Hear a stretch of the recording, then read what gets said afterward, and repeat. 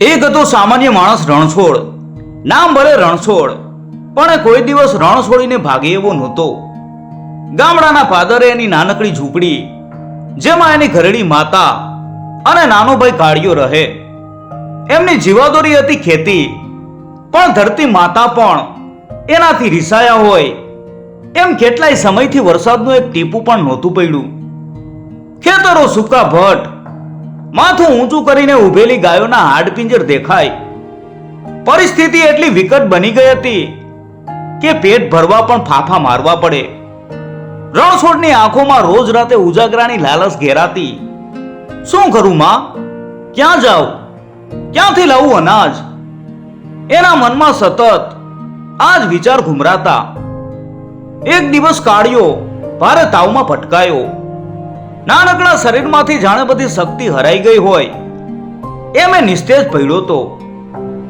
રણછોડ પાસે દવા કરાવવાના પૈસા નહોતા. ગામના વૈદ્ય હાથ અદ્ધર કરી લીધા કે ભાઈ, દવા તો મોંઘી આવે અને તારા ભાઈની હાલત ગંભીર છે. શહેરમાં જઈને કોઈ મોટા ડોક્ટરને બતાવ. પણ શહેરમાં જાય કઈ રીતે? ગાડી ભાડાના પણ પૈસા નહોતા. રણછોડની આંખોમાં આંસુની ધારા વહેવા માંડી. એને લાગ્યું કે જાણે બધું જ ખતમ થઈ ગયું છે. એની માં એના ખભે હાથ મૂકીને બોલી કે બેટા, હિંમત ન હાર, ભગવાન કંઈક રસ્તો બતાવશે. પણ રણછોડને ભગવાન ઉપરથી પણ ભરોસો ઉઠી ગયો હતો. એ રાત એની જિંદગીની સૌથી લાંબી અને ભયાવહ રાત હતી. કાળિયાનો શ્વાસ ધીમો થતો જતો હતો. રણછોડના મનમાં એક વાત ઘર કરી ગઈ હતી કે ગમે તેમ કરીને કાળિયાનો જીવ બચાવવો, પછી ભલે ને એના માટે ગમે એ કરવું પડે. મજબૂરીમાં માણસ શું નથી કરતો? ઈમાનદારી, સચ્ચાઈ, નીતિ નિયમ બધું જ જાણે પલભરમાં ગાયબ થઈ જાય છે. જ્યારે પેટની ભૂખ અને પોતાનાની તડપ સામે આવે. રણછોડ માટે પણ આજે એ જ પળ હતી. બીજા દિવસે સવારે રણછોડ ગામ છોડીને શહેર તરફ રવાના થયો. એના મનમાં કોઈ યોજના નહોતી. બસ એક જ ધ્યેય હતું, પૈસા. ક્યાંથી લાવવા, કેવી રીતે લાવવા એનો કોઈ વિચાર નહોતો કર્યો. ભૂખો અને તરસો એ ચાલતો જ રહ્યો. શહેરની જાકમજાળ જોઈને એની આંખો અંજાઈ ગઈ. મોટા મોટા બંગલા, ગાડીઓ, લોકોની ભીડ, બધું જ એના માટે અજાણ્યું હતું.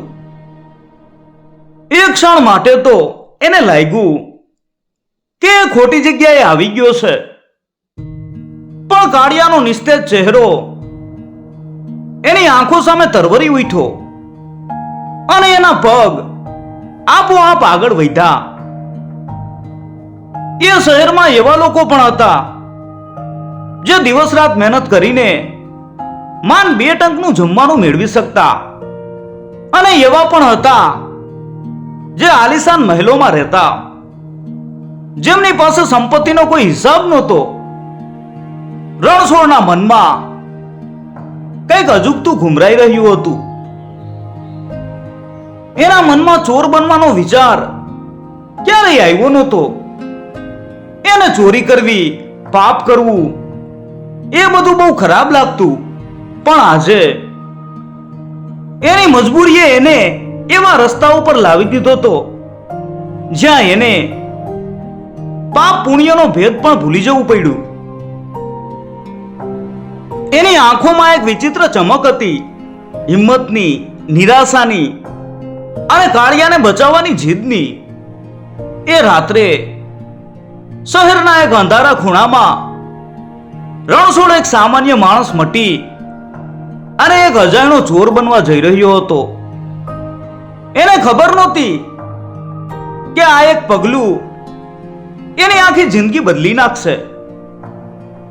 શહેરમાં ચોરી કરવા નીકળેલા રણછોડને એ પણ ખબર નહોતી કે એ ક્યાં જઈ રહ્યો છે. અંધારામાં અથડાતો ભયભીત નજરે આસપાસ જોતો એ આગળ વધતો રહ્યો. એની નજર એક ભવ્ય ઇમારત ઉપર પડી. દિવાલો ઉપર સોના ચાંદીનો ઢોળ ચડાવેલો વિશાળ દરવાજા અને ચારે બાજુ ચોકીદારોની પહેરેગીરી. આ રાજમહેલ હતો. શહેરના રાજા વીરદેવનો મહેલ. રાજા વીરદેવ પ્રજાવત્સલ હતા, પણ એમનો ખજાનો એટલો વિશાળ હતો કે કોઈ સામાન્ય માણસ કલ્પના પણ ન કરી શકે. રણછોડના મનમાં લાલચનો કીડો સળવડ્યો. એને લાગ્યું કે જો એ અહીંથી થોડા પૈસા પણ લઈ શકશે તો એના ભાઈનો જીવ બચી જશે. મહેલની ઊંચી દિવાલો કૂદીને અંદર પ્રવેશવું રણછોડ માટે અશક્ય હતું, પણ નિયતિને કદાચ કંઈક જુદું જ મંજૂર હતું. એક નાનકડી બારી ખુલ્લી હતી જે કદાચ કોઈ સેવક બંધ કરવાનું ભૂલી ગયો હતો. રણછોડની આંખોમાં આશાની ચમક આવી. એ ધીમે ધીમે તે બારી પાસે પહોંચ્યો અને અંદર સરકી ગયો. અંદર પ્રવેશતા જ એની આંખો અંજાઈ ગઈ. વિશાળ દીવાનખંડ, સોના ચાંદીના ઝુમ્મર, મોંઘા ગાલીચા અને ઠેર ઠેર કિંમતી ચીજો પડેલી હતી. રણછોડના હૃદયના ધબકારા તેજ થઈ ગયા. એને લાગ્યું કે જાણે કોઈ સપનું જોઈ રહ્યો છે. આ સમય દરમિયાન રાજા વીરદેવને રાતના સમયે નગરચર્યા કરવાની ટેવ હતી. તેઓ છુપાવેશે નગરમાં ફરતા, પ્રજાની સુખ શાંતિ જોતા અને એમની સમસ્યાઓ જાણતા. એ રાતે પણ રાજા વીરદેવ પોતાના સેનાપતિ વીરસિંહ સાથે નગરચર્યાએ નીકળ્યા. સેનાપતિ વીરસિંહ રાજાના પરમ મિત્ર અને વિશ્વાસુ હતા. તેઓ હંમેશા રાજાની પડખે ઉભા રહેતા. રાજા અને સેનાપતિ ધીમે ધીમે મહેલ તરફ પાછા ફરી રહ્યા હતા. રાજાને અચાનક મહેલના એક ખૂણામાં કંઈક અજુગતું લાગ્યું. એક બારી ખુલ્લી હતી જે હંમેશા બંધ રહેતી. એટલે રાજાને શંકા ગઈ. તેઓ ધીમેથી મહેલના પાછળના ભાગે પહોંચ્યા અને અંદર ડોકિયું કર્યું. ત્યાં રણછોડ ચોરી કરતો પકડાયો. એના હાથમાં કિંમતી દાગીના હતા અને એના ચહેરા ઉપર ભય અને પસ્તાવો સ્પષ્ટ દેખાતા હતા. રાજા વીરદેવ અને સેનાપતિ વીરસિંહને અચાનક સામે ઊભા જોઈને રણછોડ ધ્રુજી ઉઠ્યો. એને લાગ્યું કે હવે એનો અંત નજીક છે. રાજાના ક્રોધિત ચહેરા ઉપર એક પળ માટે કરુણાની લાગણી છવાઈ ગઈ. તેમણે રણછોડના ભયભીત ચહેરાને જોયો. તું કોણ છે અને અહીં શું કરે છે? રાજાએ શાંત અવાજે પૂછ્યું. રણછોડની આંખોમાં આંસુ આવી ગયા. એ ગડગડા અવાજે બોલ્યો કે મહારાજ, હું એક સામાન્ય માણસ છું. મારો નાનો ભાઈ મરણ પથારીએ છે. એને બચાવવા માટે મારી પાસે એક પણ પૈસો નથી. મારી પાસે કોઈ રસ્તો નહોતો, એટલે મજબૂરીમાં હું ચોર બન્યો. રણછોડનું હૃદય પીગળી રહ્યું હતું. એને ચોરી કરવાનો જરા પણ આનંદ નહોતો. ઉલટાનું એને પોતાના ઉપર ધિક્કાર આવી રહ્યો હતો. પણ પોતાના ભાઈના જીવ ખાતર એ બધું જ કરવા તૈયાર હતો. રાજા વીરદેવે રણછોડના ચહેરા ઉપરના સાચા પસ્તાવાને પારખી લીધો. સેનાપતિ વીરસિંહ પણ આ દ્રશ્ય જોઈને આશ્ચર્યચકિત થઈ ગયા. એમણે ક્યારેય આવા ચોરને જોયો નહોતો જે પોતાના ગુનાનો સ્વીકાર કરતો હોય અને પોતાની મજબૂરીનો ખુલાસો કરતો હોય. રાજા વીરદેવના મનમાં એક વિચાર આવ્યો. એક સામાન્ય માણસ જે મજબૂરીમાં ચોર બન્યો, એનું હૃદય કેટલું નિર્મળ હશે. રાજાએ રણછોડને મહેલના એક ઓરડામાં બોલાવ્યો અને એને વિશ્વાસ અપાવ્યો કે એને ન્યાય મળશે. સેનાપતિ વીરસિંહ પણ ત્યાં હાજર હતા. રાજાએ રણછોડને આરામથી બેસવાનું કહ્યું અને પાણી આપ્યું. એટલે રણછોડ આશ્ચર્યચકિત થઈ ગયો. એને લાગ્યું કે રાજા એને સજા કરશે, કદાચ જેલમાં પૂરશે. પણ રાજાનો વ્યવહાર એટલો શાંત અને દયાળુ હતો કે રણછોડને વિશ્વાસ ન થયો.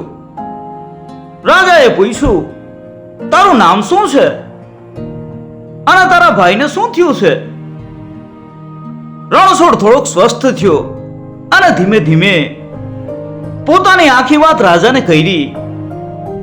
ગામમાં દુકાળ, ખેતીનો નાશ, કાળિયાનો તાવ અને દવા માટે પૈસાની અછત, આ બધું જેણે વિગતવાર વર્ણવ્યું. એની આંખોમાં ફરીથી આંસુ ઉભરાઈ આવ્યા. મહારાજ, હું કોઈ ચોર નથી. મેં ક્યારેય કોઈનું કંઈ લીધું નથી. પણ મારા ભાઈનો જીવ બચાવવા માટે મને બીજો કોઈ રસ્તો દેખાયો નહીં. મને માફ કરો મહારાજ. મને જે સજા આપવી હોય એ આપો, પણ મહેરબાની કરીને મારા ભાઈને બચાવી લ્યો. રણછોડનું હૃદય પીગળી ગયું.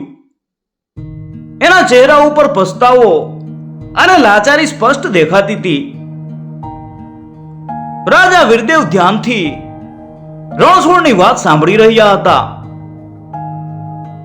એમણે રણછોડના શબ્દોમાં રહેલી સચ્ચાઈને પારખી લીધી.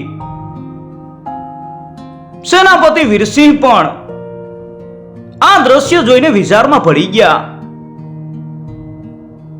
તેઓએ ઘણા ચોરોને પકડ્યા, પણ આવો નિખાલસ અને મજબૂર ચોર એમણે ક્યારેય જોયો નહોતો. રાજા વીરદેવે ઊંડો શ્વાસ લીધો કે બેટા, તારી મજબૂરી હું સમજી શકું છું.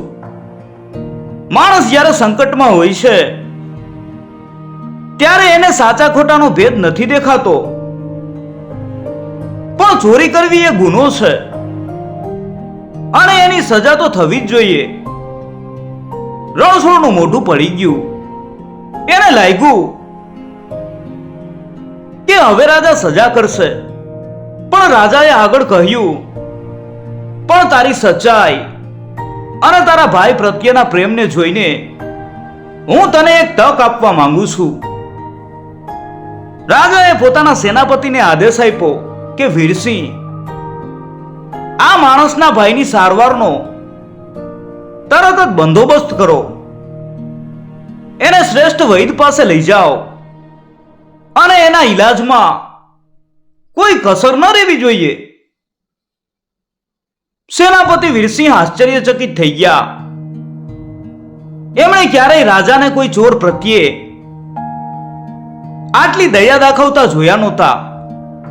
પણ તેઓ જાણતા હતા કે રાજાનો નિર્ણય અટલ હોય છે.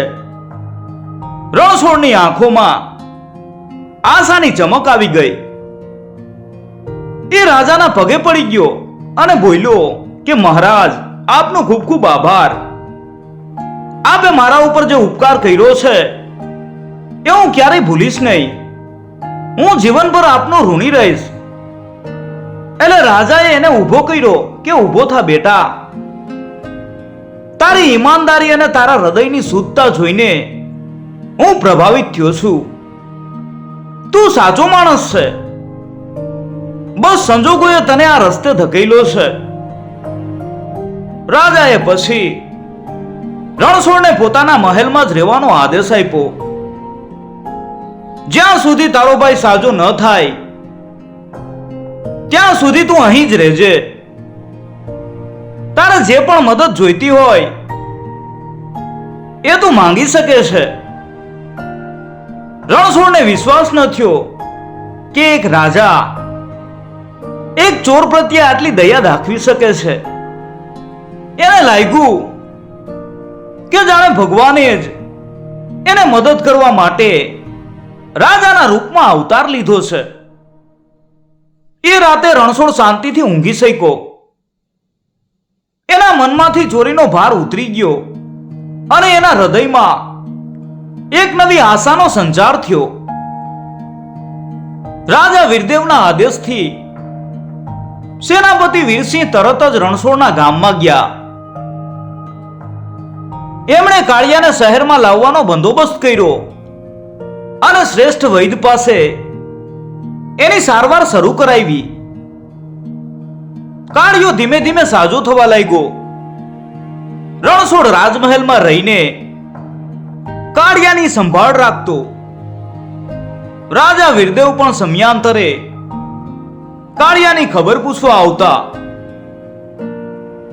રણછોડને રાજમહેલનું જીવન જોઈને નવાઈ લાગતી. અહીં બધું જ વ્યવસ્થિત અને સુખી હતું.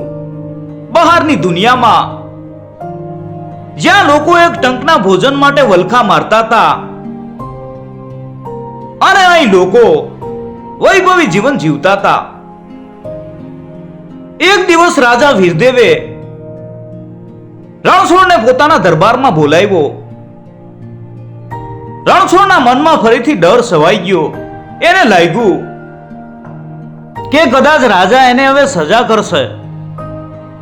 પણ રાજાએ સ્મિત કરતા કહ્યું કે રણછોડ, તારો ભાઈ હવે સાજો થઈ રહ્યો છે. મને આનંદ છે કે તારી મજબૂરી હવે દૂર થઈ ગઈ છે. પણ હવે તારે શું કરવું છે? રણછોડ નમ્રતાથી બોલ્યો કે મહારાજ, આપે મારા ઉપર જે ઉપકાર કર્યો છે એ હું ક્યારેય ભૂલીશ નહીં. હું આપની કોઈ પણ સેવા કરવા તૈયાર છું. એટલે રાજાએ કહ્યું, હું તારી ઈમાનદારી અને તારી મહેનત કરવાની ભાવનાથી પ્રભાવિત થયો છું. હું તને મારા રાજ્યમાં એક મહત્વપૂર્ણ જવાબદારી સોંપવા માંગુ છું.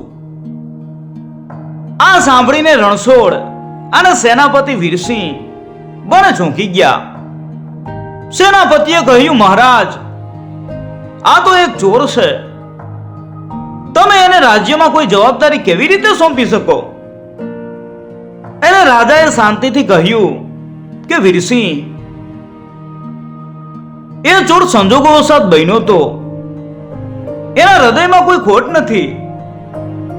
મેં એની સચ્ચાઈ પારખી લીધી છે અને મને વિશ્વાસ છે કે એ આ જવાબદારી નિભાવી શકશે. રાજા વીરદેવે રણછોડને રાજ્યમાં અનાજ સંગ્રહાલયનો મુખ્ય અધિકારી બનાવવાની જાહેરાત કરી. આ સાંભળીને રણછોડની આંખોમાં આંસુ આવી ગયા. એને વિશ્વાસ ન થયો કે એક સામાન્ય માણસ જે થોડા દિવસો પહેલા ચોર બન્યો હતો એને રાજા આટલી મોટી જવાબદારી સોંપશે. રણછોડે ભાવુક થઈને કહ્યું કે મહારાજ, હું આપનો આભાર માનું છું.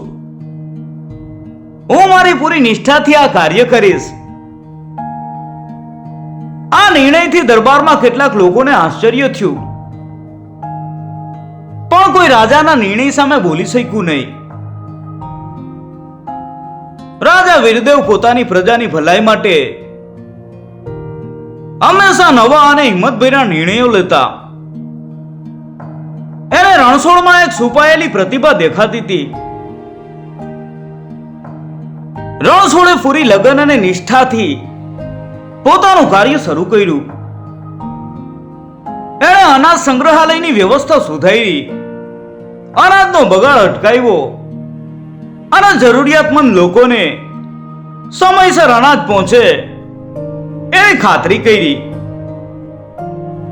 એની મહેનત અને ઈમાનદારીની ચારે બાજુ પ્રશંસા થવા લાગી. રાજા વીરદેવ પણ રણછોડના આ કાર્યથી ખુશ હતા. સેનાપતિ વીરસિંહ પણ રણછોડની કાર્યનિષ્ઠા જોઈને પ્રભાવિત થયા. ધીમે ધીમે એમનો રણછોડ પ્રત્યેનો પૂર્વગ્રહ દૂર થતો ગયો અને તેઓ રણછોડને એક સક્ષમ અધિકારી તરીકે સ્વીકારવા લાગ્યા. રણછોડનું જીવન સંપૂર્ણપણે બદલાઈ ગયું. જે વ્યક્તિ થોડા સમય પહેલા પેટ ભરવા માટે ચોરી કરવા મજબૂર બન્યો હતો, એ આજે રાજાના વિશ્વાસુ અધિકારી તરીકે પ્રજાની સેવા કરી રહ્યો હતો. એના મનમાં એક અનોખી શાંતિ અને સંતોષ હતો. એને સમજાયું કે સારા કર્મો હંમેશા સારા ફળ આપે છે, ભલે ને શરૂઆત ગમે એટલી મુશ્કેલ કે અંધારી હોય. રણછોડના કાર્યની પ્રશંસા રાજ્યભરમાં ફેલાઈ ગઈ. લોકો એને અનાજ રક્ષક તરીકે ઓળખવા લાગ્યા. એણે ભૂતકાળમાં કરેલી ચોરીની વાત જાણે ભૂંસાઈ ગઈ હતી. રાજા વીરદેવ અને સેનાપતિ વીરસિંહ પણ એનાથી ખૂબ ખુશ હતા. ખાસ કરીને સેનાપતિ વીરસિંહ, જે શરૂઆતમાં રણછોડ ઉપર શંકા કરતા હતા, તેઓ હવે એના ઉપર પૂરો વિશ્વાસ રાખતા હતા. તેઓએ જોયું કે રણછોડ ખરેખર એક ઈમાનદાર અને મહેનતુ વ્યક્તિ હતો, જેને સંજોગોએ ચોરી કરવા મજબૂર કર્યો હતો. એક વખત રાજ્યમાં ભયંકર દુષ્કાળ પડ્યો. ચારે બાજુ પાણીની તંગી અને અનાજનો અભાવ સર્જાયો. પ્રજા મુશ્કેલીમાં મુકાઈ ગઈ. રાજા વીરદેવ ચિંતિત હતા. તેમણે રાજ દરબારમાં એક સભા બોલાવી અને બધા અધિકારીઓને પરિસ્થિતિનો સામનો કરવા માટે ઉપાયો સૂચવવા કહ્યું. બધા અધિકારીઓએ પોતપોતાના સૂચનો આપ્યા, પણ કોઈ નક્કર ઉકેલ મળ્યો નહીં. ત્યારે રણછોડ ઊભો થયો અને બોલ્યો કે મહારાજ, મેં આપણા અનાજ સંગ્રહાલયમાં છેલ્લા કેટલાક વર્ષોથી એકઠું કરેલું અનાજ સુરક્ષિત રાખ્યું છે. જો આપણે એ અનાજનો યોગ્ય રીતે ઉપયોગ કરીએ તો કોઈને ભૂખ્યા નહીં રહેવું પડે. રાજા વીરદેવ અને દરબારના બધા લોકો આ સાંભળીને આશ્ચર્યચકિત થઈ ગયા. કોઈને ખબર નહોતી કે રણછોડ આટલા મોટા પ્રમાણમાં અનાજનો સંગ્રહ કરી શક્યો છે. રણછોડે રાજાને સમજાવ્યું કે તેણે ભવિષ્યના આવા સંકટને પહોંચી વળવા માટે અનાજનો સંગ્રહ કરવાનું શરૂ કર્યું હતું. તેણે કહ્યું કે આ અનાજ ભૂતકાળમાં થયેલી ખોટી વ્યવસ્થાના કારણે બચેલું અનાજ હતું અને તેણે એનો યોગ્ય રીતે ઉપયોગ કરીને સંગ્રહ વધાર્યો હતો. રાજા વીરદેવ રણછોડની દીર્ઘદ્રષ્ટિ અને કાર્યનિષ્ઠાથી અત્યંત પ્રભાવિત થયા. તેમણે તરત જ રણછોડને દુષ્કાળગ્રસ્ત વિસ્તારોમાં અનાજ પહોંચાડવાની જવાબદારી સોંપી. રણછોડે દિવસ રાત જોયા વગર કામ કર્યું. એણે ગામડે ગામડે જઈને લોકોને અનાજ પહોંચાડ્યું, પાણીની વ્યવસ્થા કરી અને લોકોને હિંમત આપી. એની મહેનત અને નિષ્ઠા જોઈને પ્રજાના દિલમાં એના પ્રત્યે આદરભાવ વધ્યો. લોકો એને દેવદૂત માનવા લાગ્યા. સેનાપતિ વીરસિંહ પણ રણછોડની સાથે રહીને એને મદદ કરતા હતા.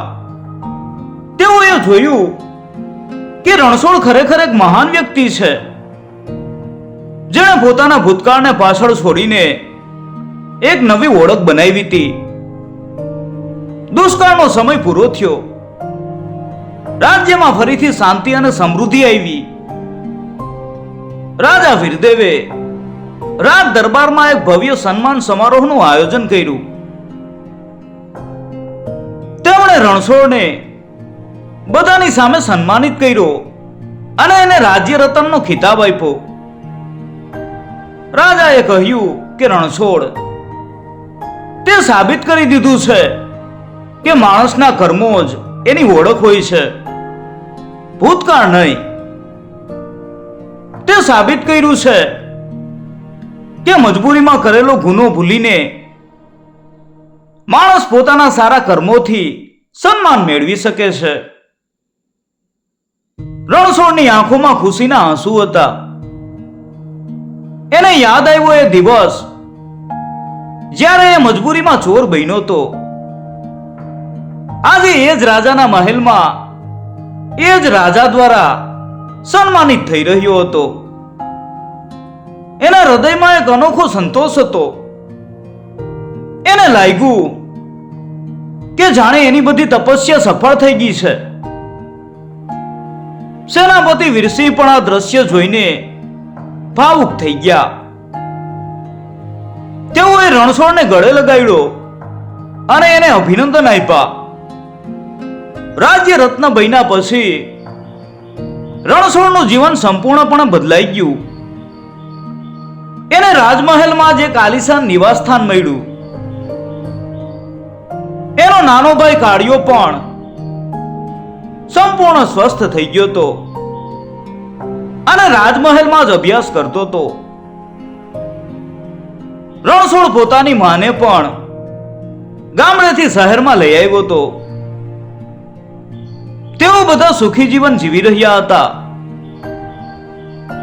રણછોડ સવાર સાંજ રાજા વીરદેવનો આભાર માનતો. રાજાની દયા અને વિશ્વાસે એને એક નવું જીવન આપ્યું હતું. રણછોડ હવે માત્ર અનાજ સંગ્રહાલયનો મુખ્ય અધિકારી જ નહોતો, પણ રાજાનો વિશ્વાસુ સલાહકાર પણ બની ગયો હતો. રાજા કોઈ પણ મોટો નિર્ણય લેતા પહેલા રણછોડની સલાહ લેતા. રણછોડ પોતાની બુદ્ધિ અને અનુભવનો ઉપયોગ કરીને રાજ્યની પ્રગતિમાં ફાળો આપતો.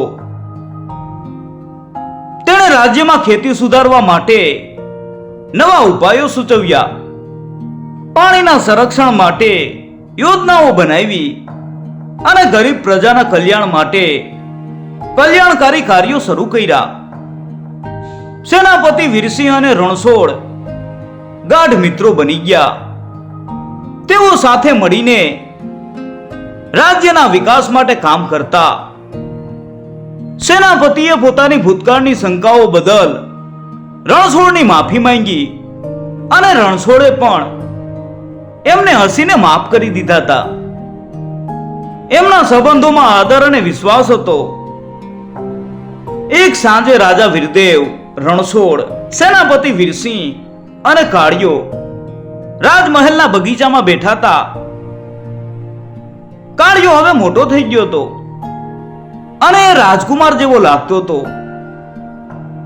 રાજાએ કાળિયાને પૂછ્યું કે બેટા, તું મોટો થઈને શું બનવા માંગે છે? કાળિયાએ તરત જ જવાબ આપ્યો કે મહારાજ, હું મારા ભાઈ જેવો બનવા માંગુ છું. હું પણ પ્રજાની સેવા કરવા માંગુ છું અને રાજ્યને સમૃદ્ધ બનાવવા માંગુ છું. આ સાંભળીને રણછોડની આંખો ભીની થઈ ગઈ. એને લાગ્યું કે એની જિંદગી સાર્થક થઈ ગઈ છે. જે ભાઈના જીવ ખાતર એ ચોર બન્યો તો, એ ભાઈ આજે એના પગલે ચાલીને પ્રજા સેવામાં જોડાવા માંગતો હતો. રાજા વીરદેવે સ્મિત કરતા કહ્યું, તારા જેવા યુવાનો જો રાજ્યની સેવા કરશે તો આપણું રાજ્ય હંમેશા સુખી રહેશે. રણછોડને પોતાના ભૂતકાળનો જરા પણ અફસોસ નહોતો. એને સમજાયું કે ઘણીવાર મજબૂરીમાં લીધેલા નિર્ણયો પણ માણસને સાચા રસ્તે લાવી શકે છે. એને લાગ્યું કે ચોર બન્યો એ પણ કદાચ ભગવાનની જ કોઈ યોજના હતી, જેથી એને રાજાની દયા મળે અને એ એક સારો માણસ બની શકે. આજે રણછોડ એક સુખી અને સન્માનિત જીવન જીવી રહ્યો હતો. એના હૃદયમાં શાંતિ હતી અને એના ચહેરા ઉપર સંતોષનું સ્મિત હતું. એણે સાબિત કરી દીધું કે માણસની સાચી કિંમત એના કર્મોથી થાય છે, એના ભૂતકાળથી નહીં. અને આ વાત ફક્ત રણછોડ માટે જ નહીં, પણ રાજ્યની દરેક પ્રજા માટે એક પ્રેરણા બની ગઈ. રાજ્યમાં હવે કોઈ ભૂખ્યું સૂતું નહોતું, કોઈ બીમાર સારવાર વગર નહોતું રહેતું. રાજા વીરદેવના શાસન અને રણછોડ જેવા ઈમાનદાર અધિકારીઓના પ્રયત્નોથી રાજ્યમાં સુખ અને સમૃદ્ધિનો નવો પ્રારંભ થયો હતો.